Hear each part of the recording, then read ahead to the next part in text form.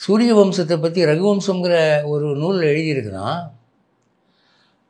உலகு பூரா ஆண்டவர்கள் இவர்கள், வெளிநாட்டு மன்னர்களும் வெளிநாட்டு குதிரைகளும் இந்த நாட்டு மன்னர்களுடைய அரண்மனை முற்றத்திலே காத்திருந்தார்கள் என்று காளிதாசன் எழுதுகிறான். அப்படி ஒரு காலம் இருந்தது, இன்னைக்கு இல்லை. அப்படி ஒரு காலம் இருந்தது. அவர்கள் செய்ததெல்லாம் சூரிய வழிபாடு தான். ராவணனை சமாளிக்க முடியலைங்கிற போது அகத்தியர் என்ன சொல்கிறாரு? சூரியனை வழிபாடு செய், ஆதித்ய ஹிருதய ஸ்தோத்திரம் படி, உனக்கு வெற்றி கிடைக்கும். ஏன்னா உங்கள் பிதாமகர் அவர் தான், உங்கள் வம்சத்துக்குரிய தாத்தா அவர் தான்.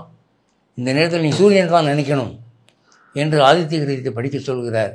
அன்று முதல் இன்று வரை நமக்கு ஆதித்ய ஹிருதய பஜனை நடந்து வருகிறது. இப்போது இந்த சூரியன் யாருக்கு ஸ்ட்ராங்காக இருக்கோ அவங்களுக்கு பாபாரத ரத்னாகர் என்ன சொல்லுது அப்படின்னா, குரல் எடுப்பாக இருக்கும்.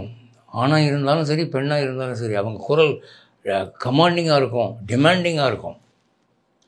ஒருத்தனுக்கு ஜாதகத்தில் 7ஆம் இடத்துல சூரியன் இருக்குமானால் அவனுடைய மனைவி பாசக்காரியாக இருப்பாள், ஆனால் அவள் டாமினேட்டிங் டைப்பாக இருப்பாள். அவள் கை அங்கே ஓங்கி இருக்கும். அன்புக்காகவோ எதுக்காகவோ இவன் அவளுக்கு கட்டுப்படுவான். சம்பாதிக்கிறத பூரா அவகிட்ட கொடுத்து, இந்தா நீ தான் முழுக்க பொறுப்பு, எனக்கு ஏதோ காப்பி செலவு காசு கொடு என்று சொல்லுகிற கணவன்மார்கள் எனக்கு தெரியும். அவர்கள் ஜாதகத்திலே 7 சூரியன் இருக்கிறது.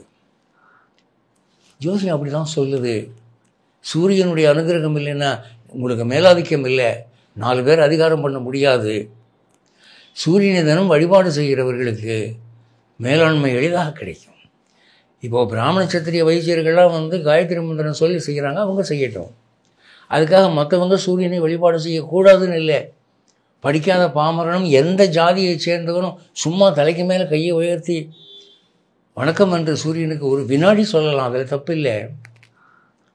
அது உங்கள் வாழ்வினுடைய மேன்மையை அதிகப்படுத்தும், அறிவை விருத்தியாக்கும், பிள்ளைகளை அறிவாளிகளாக ஆக்கும்.